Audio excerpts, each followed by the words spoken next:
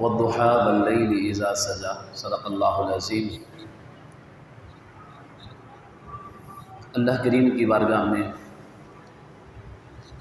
حمد و ثنا اور بارگاہ رسالت مآب صلی اللہ علیہ وسلم میں درود شریف پیش کیجیے۔ الصلاۃ والسلام علیک یا رسول اللہ وعلی آلک واصحابک یا حبیب اللہ۔ اللہ کریم آج کی اس نشست کو اپنی بارگاہ میں قبول فرمائے۔ آج حسب معمول صاحب کا جمعہ کی طرح اس جمعہ بھی شمائل رسول صلی اللہ علیہ وسلم مجھے بیان کرنے اور آپ کو سماعت کرنے کی سعادت حاصل ہو رہی ہے۔ شمائل رسول یہ وہ مضمون ہے کہ جس کو بیان کرنے کا کوئی حق ادا نہیں کر سکتا۔ 14 صدیوں سے کہ جو یہ فاصلے ہیں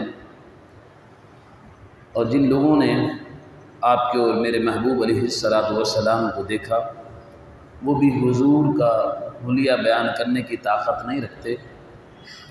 حضرت عمر بن عاص فرماتے ہیں کہ اگر تم مجھے کہو کہ حضور کا حلیہ بیان کرو تو کہا کہ ما اطقت، کہا کہ مجھ میں حضور کا حلیہ بیان کرنے کی طاقت نہیں ہے۔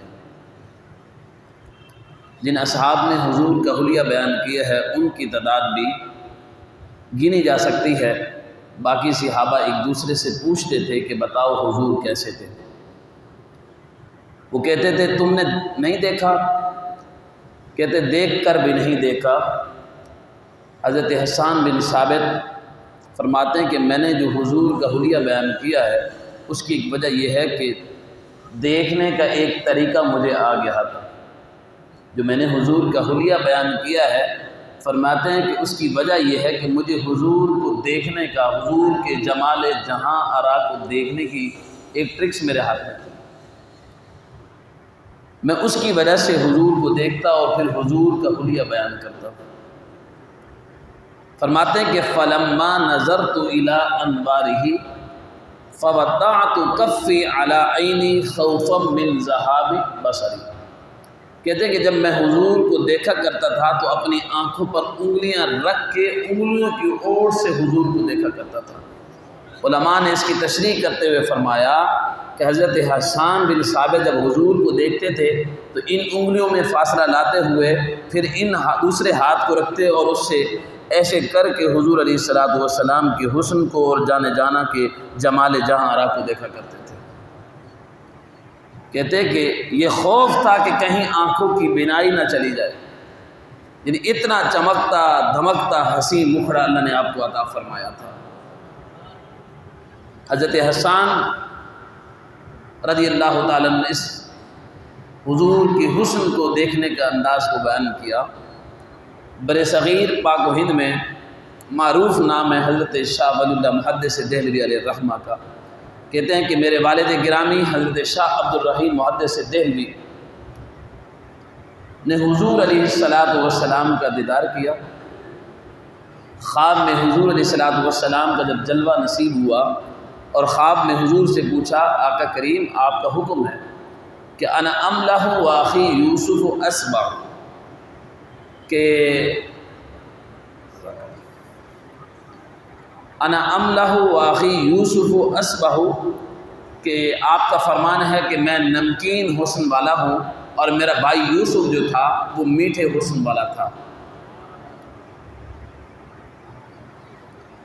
اب یہاں پر تھوڑی سی توجہ کی ضرورت ہے کہ حضرت شاہ عبد الرحیم محدث دہلوی نے عرض کی حضور آپ کے اس فرمان کے مطابق نمکین حسن میں کشش زیادہ ہوا کرتی ہے بنسبت حسن صبیح میں، لیکن یوسف علیہ السلام کو دیکھ کر زنانان مصر نے اپنے ہاتھوں کی انگلیاں بے ساختہ بے خودی میں کاٹ دی، لیکن آپ کو دیکھ کر ایسا واقعہ پیش نہیں آیا۔ اس کی وجہ کیا ہے؟ تو حضرت شاہ عبد الرحیم محدث دہلوی نے خواب کے دوران حضور سے سوال پوچھا۔ اب یہاں پر ایک بات خواب کے متعلق ذہن نشین کر لیں کہ ابن ماجہ میں 6 طرق سے یہ روایت موجود ہے کہ حضور علیہ الصلوۃ والسلام نے ارشاد فرمایا کہ جس نے مجھے خواب میں دیکھا حقیقت میں اس نے مجھے ہی خواب میں دیکھا۔ فرمایا کہ میری مثل میری صورت شیطان اختیار نہیں کر سکتا، اور حضور صلی اللہ علیہ وسلم جس کے خواب میں آتے ہیں قصد سے، مرضی سے، منشا سے، ارادے سے اور اپنی چاہت سے آتے ہیں۔ میں اگر کسی کے خواب میں آؤں، وہ مجھ سے صبح پوچھے کہ حضرت رات کو آپ میرے خواب میں آئے تھے، اس نے تو مجھے خواب میں دیکھا، میں نے جو کہا اس کو وہ بھی پتہ ہے، لیکن مجھے نہیں پتہ کہ میں اس کے خواب میں تھا۔ لیکن میرے اور آپ کے آقا جب جس کے خواب میں آتے ہیں تو اپنی مرضی اور منشا کے مطابق آتے ہیں۔ صحیح بخاری میں ہے، حضور نے فرمایا کہ من رآنی فی المنام فسیرانی فی الیقظہ۔ حضور نے فرمایا کہ جس نے مجھے خواب کی حالت میں دیکھا، حالت نیند میں دیکھا، کہا کہ ان قریب وہ جاگتے ہوئے کھلی ہوئی آنکھوں سے میرا دیدار دیکھ کیا کرے گا۔ کہ جس نے مجھے خواب میں دیکھ لیا، علماء لکھتے ہیں کہ اگر وہ ساری زندگی حضور کو جاگتے ہوئے نہ دیکھ سکا تو فرمایا کہ جب وقت اجل ہوگا، جب نزا کا وقت ہوگا، تو کہا کہ روح کف انصری سے پرواز کر رہی ہوگی، کہا کہ اس وقت وہ ضرور حضور علیہ الصلوۃ والسلام کا دیدار کر لے گا۔ محمد علی ظہوری نے کہا تھا کہ سوکھا ساہ نکلے ساہ ظہوری جے ویکھ لما مکھ تیرا۔ کہا کہ اگر حضور آپ کا دیکھ لوں، آپ کا چہرہ انور دیکھ لوں، تو کہا کہ یہ جو میرا ساہ ہے، جو سانس ہے، کہا یہ بھی آسانی سے حضور میرے جسم سے نکل جائے گی۔ میرے عزیز دوستو، حضرت شاہ ولی اللہ محدث دہلوی نے اپنے والد کے خوابوں کو کتابی شکل میں بیان کرتے ہوئے جو 40 خواب ہیں حضور صلی اللہ علیہ وسلم کے، جن میں حضرت شاہ عبد الرحیم نے حضرت آپ کے اور میرے آقا علیہ الصلوۃ والسلام کو خواب میں دیکھا، ان خوابوں کو بیان کرتے ہوئے ایک خواب یہ بھی بیان کیا کہ جب والد گرامی نے عرض کی کہ حضور آپ نے فرمایا کہ میں نمکین حسن والا ہوں اور آپ کے بھائی یوسف جو ہیں وہ میٹھے حسن والے ہیں، تو سبھی حسن سے بنسبت زیادہ نمکین حسن میں کشش ہوتی ہے۔ حضرت یوسف کو دیکھ کر عورتوں نے انگلیاں کاٹ لی تھی، آپ کو دیکھ کر ایسا واقعہ رونما نہیں ہوا، ایسا واقعہ یا ایسا ماجرا پیش نہیں آیا، تو آپ نے فرمایا اے عبد الرحیم جمالی مستور عن اعین الناس غیرتم من اللہ۔ کہا کہ مالک نے غیرت محبت کی وجہ سے میرے حسن کو لوگوں کی نظروں سے چھپا رکھا ہے۔ اگر میرا حسن ظاہر ہو جاتا تو کسی میں دیکھنے کی تاب نہ ہوتی۔ اور شاعر نے کہا تھا کہ یہی بہتر ہے کہ وہ پردے میں روح پوش رہے، اگر پردہ اٹھا دے تو کسے ہوش رہے۔ ایک جھلک دیکھنے کی تاب نہیں عالم کو، اگر وہ جلوہ کرے تو کون تماشائی ہو۔ میرے عزیز دوستو، علماء نے لکھا کہ حضور کا حسن 70,000 بشریت کے پردوں میں اللہ نے چھپا رکھا ہے، اس کے باوجود بھی حضور کو دیکھا نہیں جا سکتا۔ حضرت حسان بن ثابت دیکھ رہے ہیں تو آنکھوں پہ انگلیاں رکھ کے دیکھ رہے ہیں۔ باقی رہی بات زنانہ نے مصر کی انگلیاں کاٹنے کی، تو امام احمد رضا فرماتے ہیں کہ حسن یوسف پہ کٹی مصر میں انگشت زنا، سر کٹاتے ہیں تیرے نام پر مردان عرب۔ کہا وہاں تو چہرہ دیکھ کر انگلیاں کاٹ لی تھی، حضور یہاں تو چہرہ بھی نہیں دیکھا، نام سنا ہے۔ کہا کہ آپ کے نام میں غلام اتنے گم اور فنا ہو جاتے ہیں کہ حضور آپ کے نام پر سر کٹانے کو تیار ہو جاتے ہیں۔ اعلی حضرت نے فرمایا ایک اور مقام پر کہ اللہ رے تیرے جسم منور کی تابشیں، اے جانے جاں میں جانے تجلی کہوں تجھے۔ میرے عزیز دوستو، حضرت بزرگان دین نے، صحابہ نے حضور علیہ الصلوۃ والسلام کے حسن کو بیان کرتے ہوئے ایک روایت جب میں پڑھتا ہوں تو ایمان اور تر و تازہ ہو جاتا ہے، کیونکہ آپ کے میرے آقا علیہ الصلوۃ والسلام جب 11 ہجری میں، آپ کا 11ویں ہجری کے اوائل میں، شروع میں آپ کا ظاہری وصال باکمال ہو گیا، تو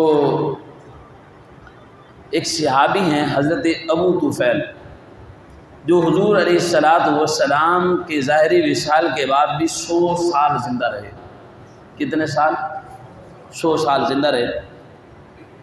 حج کا موسم ہے، حضور علیہ الصلاۃ والسلام کے یہ صحابی ایک اونچے ٹیلے پر کھڑے ہو کر صحابہ کرام سے مخاطب ہوتے ہیں، تابعین سے، اس وقت روئے زمین پر میرے علاوہ کوئی ایسا شخص نہیں کہ جس نے نبی اکرم علیہ الصلاۃ والسلام کو دیکھا ہو۔ اب دیکھیے صحابی کے ان الفاظ پر غور کیجئے کہ کتنا فخر کر رہے ہیں کہ اس وقت میرے علاوہ کوئی اور نہیں ہے جس نے والضحیٰ کے مکھڑے کو دیکھا ہو۔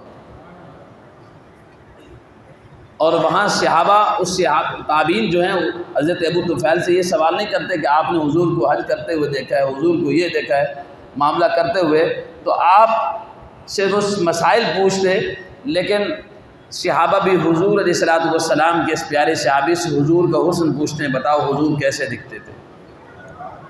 اس صحابی نے جب صحابہ نے پوچھا کہ صف لنا یا رسول اللہ صلی اللہ علیہ وسلم، صفنا رسول اللہ صلی اللہ علیہ وسلم، ہمیں حضور کے بارے میں حضور کے اوصاف بتاؤ، تو حضرت ابو طفیل نے چند لفظوں میں کہا کہ کان ابیض ملیحا مقصدا، کہا کہ حضور علیہ الصلاۃ والسلام کا چہرہ چمکدار تھا، نمکین حسن تھا، اور مقصدہ فرمایا کہ آپ کے ہر عضو جو تھا وہ متوازن تھا۔ آپ صلی اللہ علیہ وسلم کی 9 برس عمر ہے۔ قریش کے لوگ چل کر آئے، کہا کہ قحط سالی ہے،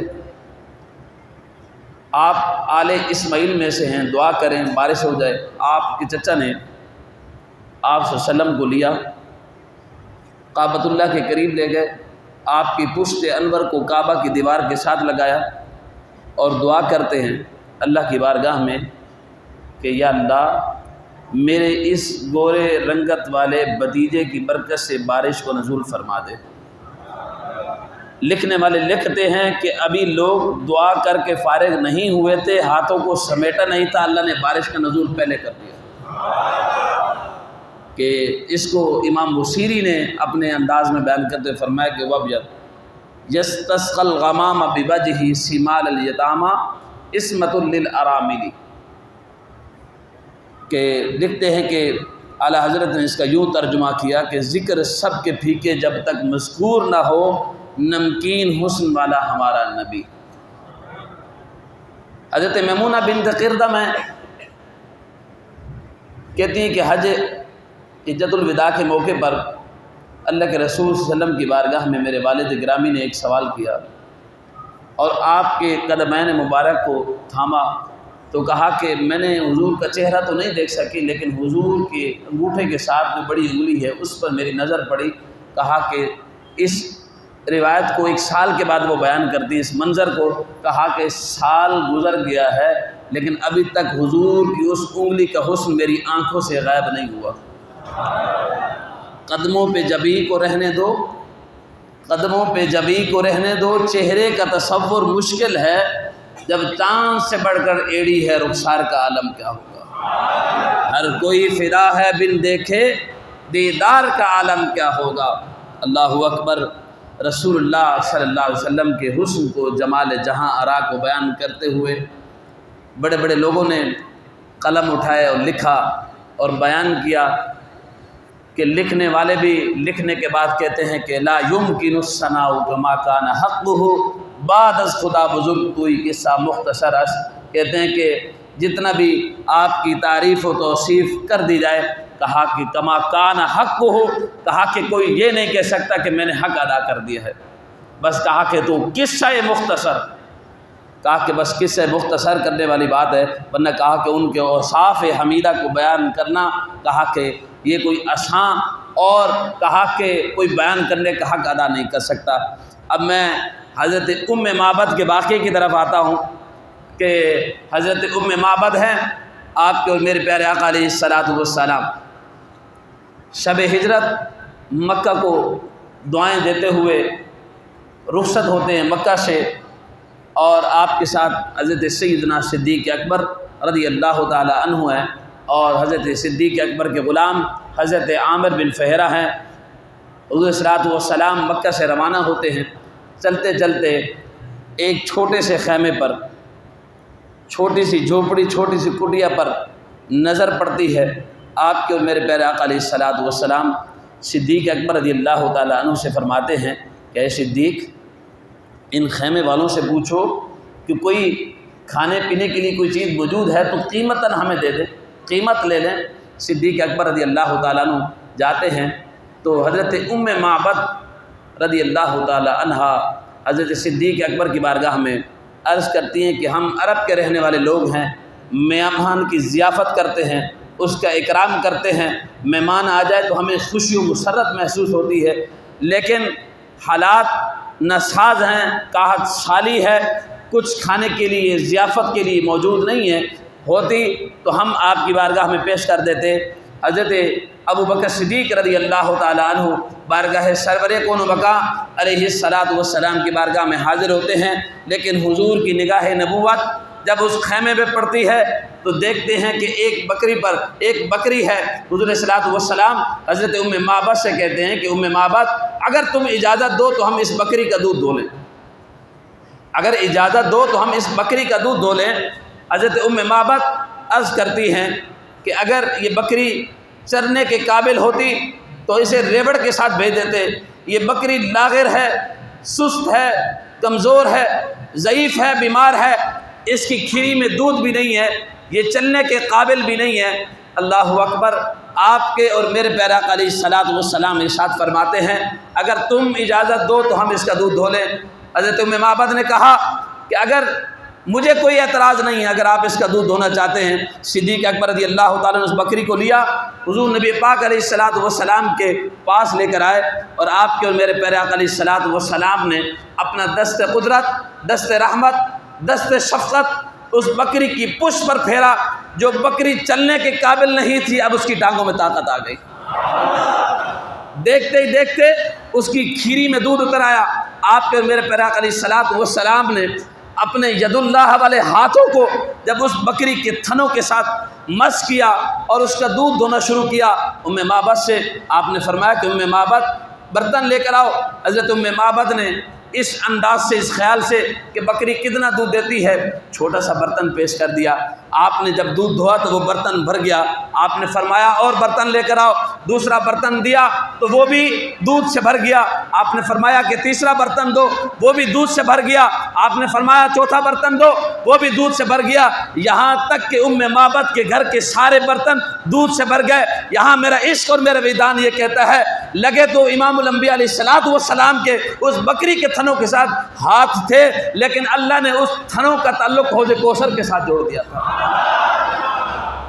میرے عزیز دوستو، حضور علیہ الصلوۃ والسلام نے دودھ دھوتے گئے، ام معبد کے گھر کے برتن سارے اس بکری کے دودھ سے بھر دیے۔ بھرنے کے بعد آپ نے حضرت ام معبد سے کہا کہ تم پیو۔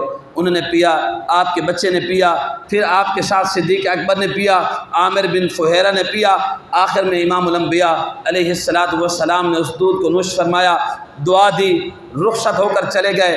شام ہوتی ہے، اب اگلا منظر جو ہے وہ سننے کے قابل ہے اور یقیناً ایمان کو تر تازہ کرنے والا ہے کہ حضرت ام معبد رضی اللہ تعالیٰ عنہ کو آپ کے اور میرے پیارے آقا علیہ الصلوۃ والسلام دعاؤں سے نوازتے ہوئے رخصت ہو جاتے ہیں۔ شام ہوتی ہے، حضرت ام معبد کے شوہر ابو معبد وہ تشریف لاتے ہیں بکریوں کو لے کر، تو دور سے اس کٹیا پر، اس خیمے پر نور جھلکتا ہوا نظر آتا ہے اور ایک عجیب خوشبو فضا لگ رہی ہے۔ ابو معبد آتے ہیں، ام معبد سے کہتے ہیں ہم تو ہمارے گھر میں کوئی آئے نا تو ہم اس کو بتاتے ہیں مہمان آیا تھا، لیکن حضور جس کے ہاں مہمان بنتے تھے اسے بتانا نہیں پتہ تھا، جو باغ میں آتا تھا اسے پتہ چل جاتا تھا یہاں کوئی حسین آیا ہے۔ حضور علیہ الصلوۃ والسلام کے غلاموں، حضرت ابو معبد نے کہا کوئی آیا تھا؟ حضرت ام معبد نے کہا کہ ہاں، گزرنے والا ایک قافلہ یہاں سے گزرا اور انہوں نے ہم سے کچھ کھانے کے لیے، پینے کے لیے مانگا لیکن نہیں تھا۔ پھر انہوں نے کہا کہ بکری کو پیش کر دو، ہم نے بکری کو پیش کر دیا۔ دونوں ماں بیٹے نے حضور علیہ الصلوۃ والسلام کی باتیں کر رہے ہیں، کرتے کرتے ابو معبد نے پوچھا اس کا نام کیا ہے؟ اس کا نام کیا ہے؟ اتنا حسین مہمان آیا، اب نام تو پوچھا نہیں تھا، تو کیونکہ دعائیں دی تھی حضور نے، گھر میں برکت ہو گئی تھی، کہا اپنی طرف سے نام اخذ کر لیا، رکھ لیا، کہا کہ مبارک آیا تھا۔ اب اس لفظ کو آپ نے ذہن میں رکھنا اور میرے ساتھ اگلا سفر طے کرنا ہے۔ کہا کہ مبارک آیا تھا، کیونکہ برکت جو ہو گئی تھی گھر میں۔ اللہ اکبر۔ پیر کرم شاہ الازہری یہاں ضیاء النبی میں کیا کمال لکھتے ہیں کہ روایت کو نقل کرتے ہوئے حضرت ام معبد جو ہے حضور علیہ الصلوۃ والسلام کی حلیوں کو بیان کرتی ہیں۔ کیسے؟ کہتی ہیں کہ رأیت رجلا ظاہر البداءۃ حسن الخلق ملیح الوجہ لم تعبہ سجلۃ ولم تزر بہ سعلۃ قسیم وسیم فی عینیہ دعج وفی اشفارہ وطف وفی صوتہ سہل احبل اکحل ازج اقرن۔ حضور علیہ الصلوۃ والسلام کے حسن کو اور آپ کی سیرت کو کیسے بیان کرتی ہیں؟ کہتی ہیں اے میرے شوہر نامدار، رأیت رجلا ظاہر البداءۃ، میں نے آج ایک ایسا مرد دیکھا ہے کہ جس کا حسن نمایاں تھا۔ کہا کہ حسن الخلق، کہا کہ جس کی ساخت جو ہے وہ بڑی خوبصورت تھی۔ کہا کہ ملیح الوجہ، نمکین حسن والا تھا۔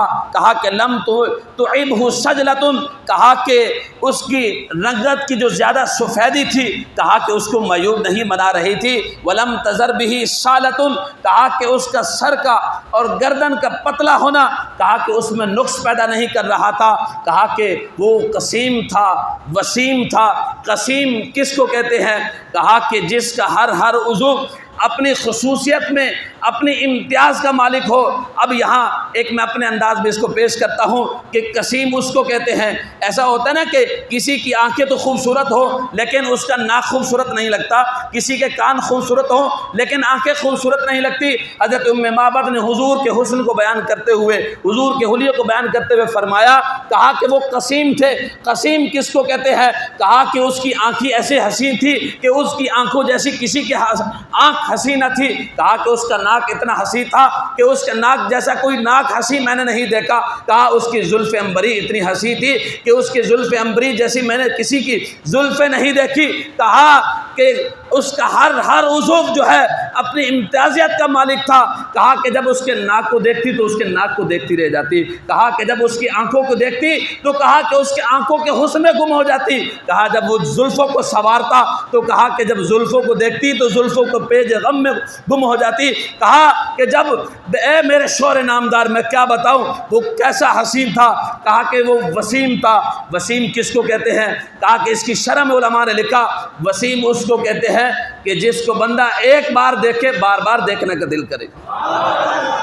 اللہ اکبر۔ حضرت ام معبد رضی اللہ تعالی عنہ نے جب اس منظر کو بیان کرتے ہوئے کہتی ہیں کہ میرے شوہر نامدار میں کیا بتاؤں، وفی صوتہ سہل، کہا کہ اس کی آواز گونجدار تھی۔ احبل اکحل، کہا کہ سیاہ چشم سرمگی آنکھیں تھی۔ کہا کہ دونوں آبرو باریک اور ملے ہوئے تھے۔ کہا کہ گردن چمکدار تھی۔ وفی لحیتہ کثافۃ، کہا کہ ریش مبارک جو ہے وہ گھنی تھی۔ اللہ اکبر۔ آگے کیا کہتی ہیں؟ اذا صمت فعلیہ الوقار، کہا کہ جب وہ خاموش ہوتے تو پروقار ہوتے۔ وَإِذَا تَكَلَّمَ سَمَا وَعَلَاهُ الْبَهَارُ، کہا کہ جب گفتگو فرماتے تو چہرہ اور پر نور ہو جاتا۔ اللہ اکبر۔ اعلی حضرت نے یہاں اس منظر کو پیش کرتے ہوئے کہا سر تب قدم تن سلطان زمن پھول، لب پھول دہن پھول دقن پھول بدن پھول، واللہ جو مل جائے میرے گل کا پسینہ، مانگے نہ کبھی اتنا پھر چاہے دلہن پھول، لب پھول دہن پھول زقن پھول بدن پھول، تنکا بھی ہمارے تو ہلائے نہیں ہلتا، تم چاہو تو ہو جائے ابھی کوہ من پھول، لب پھول دہن پھول زقن پھول بدن پھول۔ کہا کہ دندان لبو زلف رخ شاہ کے فدائی ہے، در عدن لال یمن مشک خطن پھول ہے، لب پھول دہن پھول زقن پھول بدن پھول۔ کیا بات رضا اس چمنستان کرم کی، کیا بات رضا اس چمنستان کرم کی، زہرا ہے کلی جس میں حسین اور حسن پھول، لب پھول دہن پھول زقن پھول بدن پھول۔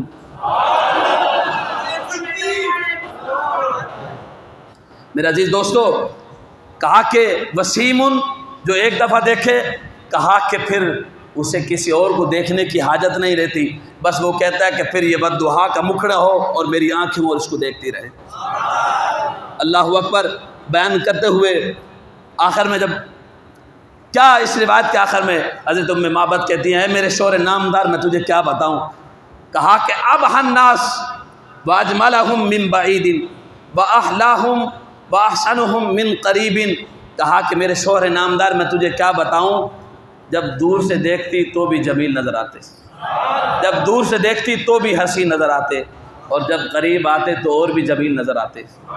کچھ لوگ دور سے اچھے لگتے ہیں، جب قریب آ جائے تو قد ان کا اچھا نہیں لگتا، لیکن کچھ لوگ قریب سے تو اچھے لگتے ہیں لیکن دور چلے جائیں تو اچھے نہیں لگتے۔ اس نے حضور کی سیرت کو بھی بیان کیا، صورت کو بھی بیان کیا، کہا میرے شوہر نامدار میں تجھے کیا بتاؤں، وہ دور سے دیکھ رہی تھی تو بھی اچھے لگ رہے تھے، قریب آئے تو بھی اچھے لگ رہے۔